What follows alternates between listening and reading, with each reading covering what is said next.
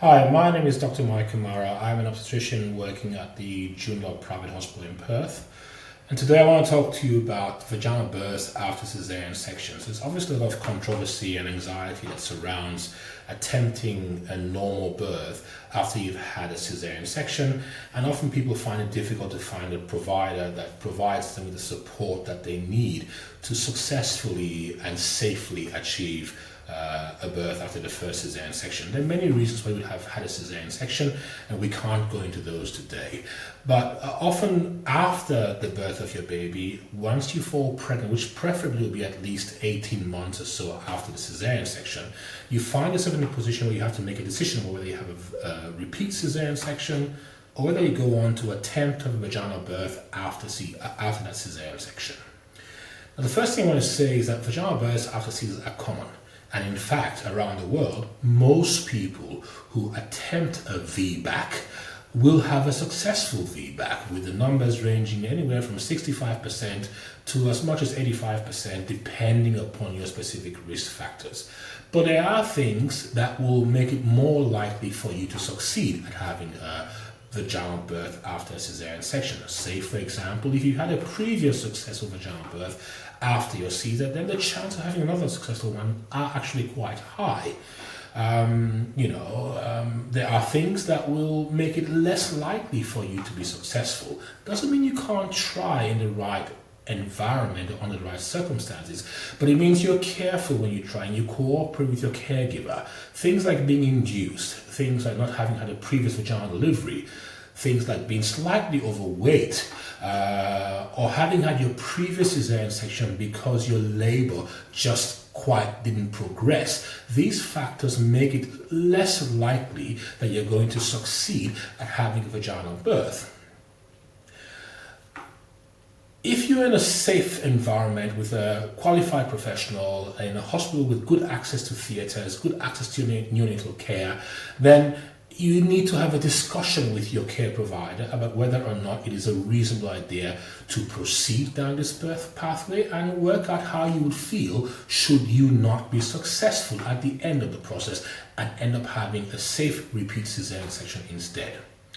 Now, there are risks that you need to consider if you want to have a VBAC. The first is there is obviously the risk that your scar can open up again. About 0.5% of patients who attempt a vaginal birth after a caesarean section will experience a scar rupture. This is seen in less than 2 patients in every 10,000 women who have a caesarean delivery. All right. Now, there's also about a 4 in 100,000 chance of maternal mortality with a VBAC. That is actually lower than that seen in repeat caesarean sections, which is 13 per 100,000 patients. Babies that are born at a VBAC also have about a 2 to 3 per 100 chance of having transient respiratory morbidity, and the risk of stillbirth beyond 39 weeks while awaiting for spontaneous labor when trying for a VBAC is about 10 in 10,000. So there are these risks that you need to consider. And finally, there's the bigger risk of hypoxic ischemic encephalopathy, which is a serious condition. And about 8 per every 10,000 patients, or 0.08% of women who are attempting a VBAC, will find themselves with a baby that's affected by HIE. Having said all that, you will quickly realize that these risks are really small risks. And if you're in the right environment with the right kind of professional, you are less likely to find yourself in a position where you have to deal with these complications. There are a number of things that you need to consider as well when you're planning your vaginal birth after caesarean section. Do you need to be induced, for example? And if you are going to be induced, what sort of induction are you going to be comfortable with? Will you be willing to accept an induction with oxytocin? Because the use of oxytocin, the process of inducing you when you had a previous caesarean section scar, slightly increases your risk of these poor outcomes which we discussed previously. And if you're going to have a vaginal birth after caesarean section, you should also consider continuous electronic fetal monitoring, because it is one way in which we can keep you and your baby safe. It allows us as obstetricians to pick up on early signs of things going wrong.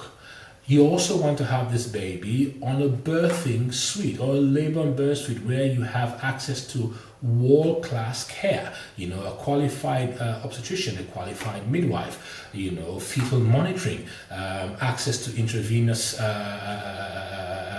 infusions, good access to a theatre nearby. So these are some of the issues that you want to consider when you are talking to your care provider about whether you should or shouldn't have a vaginal birth after your previous cesarean section.